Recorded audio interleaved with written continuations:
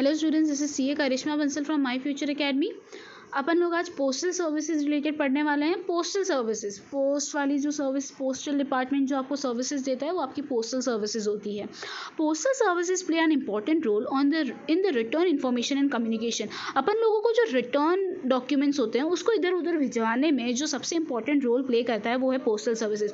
It is essential to pass on information from one place to another speedily and without interruption. ऐसा बोल रहे हैं अपन को जो इन्फॉर्मेशन है उसको फटाफट एक दूसरे तक पहुंचाना बहुत ज़रूरी है और कोई इंटरप्शन नहीं होना चाहिए। जैसे जो रिटर्न डॉक्यूमेंट्स होते हैं, अभी भाई मैसेजेस की बात है वो तो अपन व्हाट्सएप पे भेज देते हैं, पर जो लीगल डॉक्यूमेंट है वो अपन को एक दूसरे तक पहुंचाने हैं तो और कुछ इंटरप्शन भी नहीं होना चाहिए, कोई मिडल मैन भी नहीं आना चाहिए, तो उसीलिए अपन पोस्टल सर्विसेज एक्सेप्ट करते हैं। The same services can be available through private postal services और angadia to individual and business unit. ऐसा बोले आज के टाइम बहुत सारे अंगारियाज अवेलेबल है, पोस्टल बहुत सारे प्राइवेट पोस्टल सर्विसेज अवेलेबल है जो आपके लेटर्स, आपके डॉक्यूमेंट्स या फिर आपको जो भी भिजवाना है उसको एक जगह से दूसरी जगह आपको भिजवाने में हेल्प करती है। The Indian postal department has been providing information and communication services for more than 150 years. जो इंडियन पोस्टल डिपार्टमेंट है ना, वो ये इन्फॉर्मेशन एंड कम्युनिकेशन के जो सर्विसेज है 150 साल से अपन को प्रोवाइड करता हुआ है और बहुत ज़्यादा ट्रस्ट वर्दी डिपार्टमेंट ये गिना जाता है पोस्टल सर्विस जो है।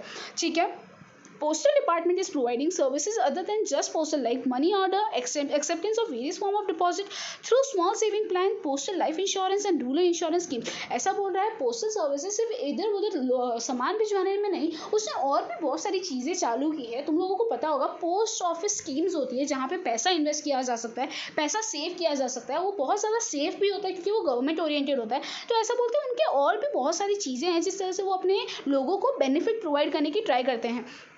ये ना इन्वेस्टमेंट इन म्यूचुअल फंड के रिलेटेड बहुत सारे म्यूचुअल फंड्स भी पोस्टल सर्विसेज में इन्वेस्ट करते हैं। इंडिया में पोस्टल सर्विसेज बहुत ज़्यादा फेमस है और बहुत अच्छे से प्रोवाइड की गई है। आगे देखते हैं। It also provide services of paying retirement pension. Retirement pension पे करने की भी सर्विस ये पे करता है। इसको एक लाइसेंस ऑब्टेन करना पड़ता है अगर उसको बैंक जैसे एक्ट करना है कस्टमर के लिए।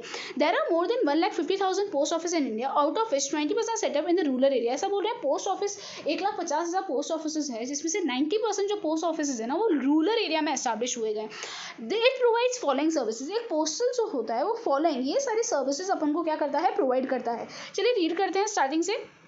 सबसे पहले आता है जनरल पोस्ट या लेटर्स या पोस्ट को अपन को एक दूसरे को सेंड करने में हेल्प करवाता है।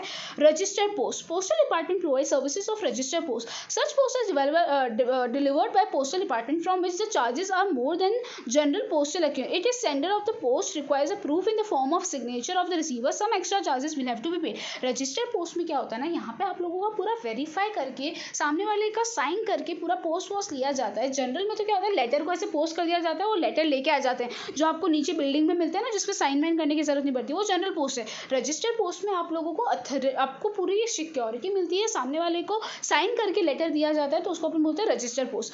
थर्ड है पार्सल सर्विसेज, जो आपको पार्सल्स भिजवाने होते हैं, जो बड़े बड़े बॉक्सेस होते हैं, उसकी सर्विसेज भी ये पोस्टल डिपार्टमेंट प्रोवाइड करता है। All product other than those prohibited by law can be send in the form of parcel from one place to another if needed insurance taken for the parcel too. ऐसा बोल रहे हैं एक जो parcel है आप एक जगह से दूसरी जगह भिजा सकते हैं, बस उस पार्सल के अंदर वो चीज़ें नहीं होनी चाहिए जो लॉ ने, जो गवर्नमेंट ने बैन की हुई है। फिर आगे क्या बोला है, booking of a parcel can be done from any post office, generally the sender of the parcel pays fees to the post office. ऐसा बोल रहे हैं कि आप लोग ये पार्सल डिपॉजिट करने के लिए कहीं पे भी आप बुकिंग करवा सकते हैं और वो उसके लिए आपको कुछ फीस पे करनी पड़ती है। जो सेंडर होता है, जो पार्सल भेज रहा है, वो उसका फीस पे करता है। Value payable post in parallel services VPP is more popular। ठीक है, any product or seller on receiving an order for a product sends a parcel through the postal department and the receiver of the parcel pays the parcel charges and also the price which is predetermined to the postal department which is in turn is passed on to the sender। क्या बोल रहे हैं कि भाई इसमें क्या होता है, PPP सर्विसेज में आप लोग क्या करते हैं, आप जैसे ये कोई है ना बिजनेस है, बिजनेस वाला और सामने एक कस्टमर है, बिजनेस वाला पोस्टल डिपार्टमेंट के थ्रू कस्टमर को वो क्या पहुंचाता है, पार्सल पहुंचाता है। कस्टमर को वो पोस्ट के भी चार्जेस पे करने पड़ते हैं, मतलब ट्रांसपोर्टेशन के भी चार्जेस पे करने पड़ते हैं और प्रोडक्ट के भी पैसा जो होता है ना पैसा वो भी पे करना पड़ता है, और प्रोडक्ट का पैसा जो पोस्ट डिपार्टमेंट वाला है वो तुम्हारे सप्लायर बिजनेस वाले को दे देता है। तो ये सर्विस वीपीपी वालों के लिए होती है। इसके अंदर जो पैसा होता है वो कस्टमर पे करता है, और जो पैसा जो प्रोडक्ट के लिए पे किया गया है वो पोस्ट वाले एक बार कलेक्ट कर लेते हैं और बाद में उसको सप्लायर को प्रोवाइड कर देते हैं। एक्सप्रेस पार्सल मतलब जो फटाफट अपन को है ना, कोई पार्सल अपन को फटाफट पहुंचाने पड़ते हैं एक टाइम। जनरल जो पार्सल होते हैं ना वो थोड़ा स्लो पहुंचते हैं, पर एक्सप्रेस पार्सल 1-2 दिन के अंदर फटाफट वो एयर के थ्रू मतलब सी रूट से नहीं जाते, वो तुम्हारे रोड रूट से नहीं जाते, वो तुम्हारे एयर रूट से जाते हैं ताकि फटाफट पहुंच जाए, तो उसको अपन एक्सप्रेस पार्सल बोलते हैं। सेविंग सर्विसेज, अपन को पोस्ट ऑफिस वाले बहुत सारी सर्विसेज सेविंग सर्विसेज देते हैं, सेविंग स्कीम्स देते हैं, जहाँ पे अपन लोग मंथली अपनी इनकम सेव कर सकते हैं और वहाँ से अपन लोग रिटर्न कमा सकते हैं।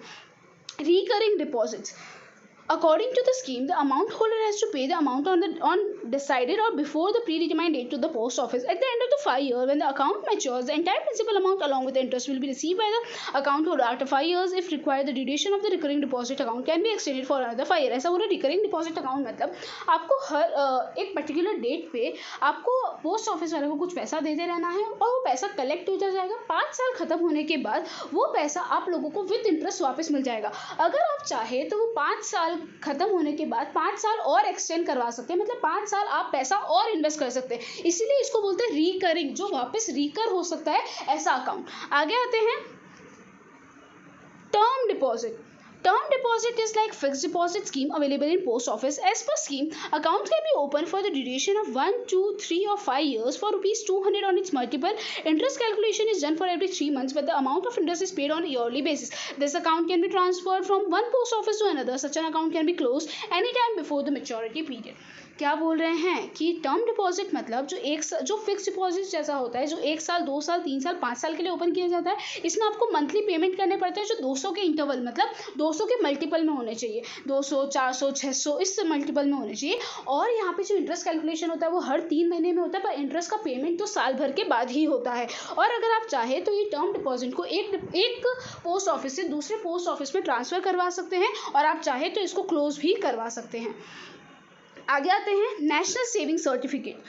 एनएससी करके होता है, एक सर्टिफिकेट होता है जिसका ये एक सेविंग सर्टिफिकेट है जो 5 से 10 साल के लिए होता है। यहाँ पे आपको इंटरेस्ट मिलता है, आप पैसा पे करते हैं, 5 से 10 साल के बाद जब पीरियड खत्म हो जाता है आपको आपके पैसे वापस मिल जाते हैं। किसान विकास पत्र, ये कुछ 100 दिनों का इन्वेस्टमेंट होता है, यहाँ पे आपको एक सर्टिफिकेट मिलता है, मैच्योरिटी के बाद आपको अपनी अमाउंट वापस मिलती है। प्रोविडेंट फंड पीएफ आप लोगों को पता ही है, हर इंडिविजुअल अपना पब्लिक प्रोविडेंट फंड स्कीम में अपना अकाउंट ओपन करवा सकता है। इसका जनरली 15 साल का ड्यूरेशन होता है। The minimum amount to be paid in the account is 500 पर है ना, 500 पर हर साल आपको इस अकाउंट में कम से कम पे करने पड़ते हैं। After 15 years under the privileging rule the duration of this account can be extended by 5 years every time. ऐसा बोले 15 साल के बाद आप लोग 5-5 साल करके इसका ड्यूरेशन और इंक्रीज कर सकते हैं। आगे this account can not be close before 15 year. ये जो अकाउंट है ये 15 साल से पहले क्लोज नहीं हो सकता। The money deposited in this account is exempted from income tax calculation. ये जो आप इस अकाउंट में अगर आप पैसा डालते हैं तो आपका जो पैसा है उसके ऊपर टैक्स नहीं लगता, मतलब एक्सेम्प्टेड फ्रॉम इनकम टैक्स। मतलब जो पैसा अगर आपने 2 लाख रुपये डाला तो 2 लाख के ऊपर आपका कोई भी टैक्स नहीं लगेगा। In the event of the death of the account holder the amount will be given to nominated heir. ऐसा बोल रहा है जिसने पैसा डाला अगर उसकी डेथ हो जाती है तो वो पैसा किसको मिलेगा, उसके लीगल हायर, मतलब उसका जो उसने नाम लिखा होगा पॉलिसी में कि मेरे बनने के बाद इसको पैसा मिलना चाहिए, तो उस लीगल हायर को पैसा मिल जाएगा। Postal insurance. Prior to independence of India, as a part of welfare scheme, postal insurance was started. All employees of central government, state government, other semi-government are eligible for this insurance. There are different type of policies in the postal insurance scheme. The salient feature of this postal insurance are the lowest premium, maximum bonus. Postal insurance generally government related जो employees होते हैं उनके लिए होता है। ये scheme को welfare scheme की तरह लॉन्च किया गया था प्रायर टू इंडिपेंडेंस, मतलब इंडिपेंडेंस से पहले। और ऐसा बोला जाता है यहाँ पे जो प्रीमियम होता है ना वो भी कम होता है और बोनस भी ज़्यादा होता है। तो ये गवर्नमेंट ऑर्गेनाइजेशन में जो काम कर रहे हैं एम्प्लॉई उनके लिए बहुत अच्छी स्कीम है। Monthly income scheme, this scheme is useful for those investor who require interest income on monthly basis. Under the scheme, individual or a joint account can be opened. The account can be opened for the period of 5 years as per the requirement. This account can be transferred from one post office to another. If needed, the deposit can withdraw money based on certain terms and condition after 1 year. ऐसा बोल रहे हैं कि इसमें क्या होता है ना, ये अकाउंट वो ओपन करते हैं जिसको हर मंथ पे इंटरेस्ट इनकम चाहिए. मतलब ऐसा नहीं कि इंटरेस्ट जमा होता जाए, उसको हर मंथ वो पैसा विड्रॉ करना है, तो वो मंथली इनकम स्कीम में वो पैसा डालेगा. जनरली 5 साल के लिए होता है. यहाँ पे आप जॉइंट अकाउंट भी ओपन कर सकते हैं, सिंगल अकाउंट भी ओपन कर सकते हैं, और यहाँ पे भी आप ये अकाउंट को एक पोस्ट ऑफिस से दूसरे पोस्ट ऑफिस ट्रांसफर भी करवा सकते हैं, और अगर आप चाहें तो 1 साल बाद इस अकाउंट को क्लोज भी करवा सकते हैं. मनी ऑर्डर तो तुम लोगों को पता ही है, जब एक प्लेस से दूसरी प्लेस अपन को पैसा भेजना होता है तो अपना मनी ऑर्डर होता है. Post office have started instant money order by using online technology through which to the extent of 1000 to 50,000 can be send any part of India within a day. ऐसा बोल रहे हैं आज के time में IMO मतलब instant money order. आप online आपका पोस्ट ऑफिस के थ्रू आप लोग क्या कर सकते हैं, पैसा ट्रांसफर कर सकते हैं. 1000 से लेकर 50,000 का amount with in a day आप ट्रांसफर कर सकते हैं. When the sender reaches the post office after paying money and commission, immediately a secret number is sealed and envelope is given to him. ऐसा बोल रहे. फिर बाद में पोस्ट ऑफिस वाला क्या करता है, जिसको भी अपने ये 50,000 रुपये भेजने हैं उसको क्या करना पड़ता है, उसको उस पोस्ट ऑफिस में जाना पड़ता है. पोस्ट ऑफिस में उसको एक कोड मिलता है जो मैंने उसको दिया है, वो कोड उसको पोस्ट ऑफिस वालों को बताना पड़ता है, और पोस्ट ऑफिस वाला उसको वो पैसा दे देता है. जैसे कि सपोज मैं मुंबई में हूँ, मेरे पेरेंट्स सपोज राजस्थान में रहते हैं. मैंने क्या किया, मैंने मेरे पोस्ट ऑफिस को IMO बोला, मतलब मैंने उसको 50,000 ट्रांसफर करने को बोला. तो मैंने मेरे पापा को एक कोड बता दिया. मैंने बोला पोस्ट ऑफिस में जाके ये कोड बता देना, तो आपको वो 50,000 रुपये दे देंगे. मेरे पापा पोस्ट ऑफिस में गए, वहाँ पे वो कोड बताया, तो उन्होंने उनको सील पैक 50,000 का एनवेलप पकड़ा दिया. तो इसको बोलते हैं IMO सर्विस.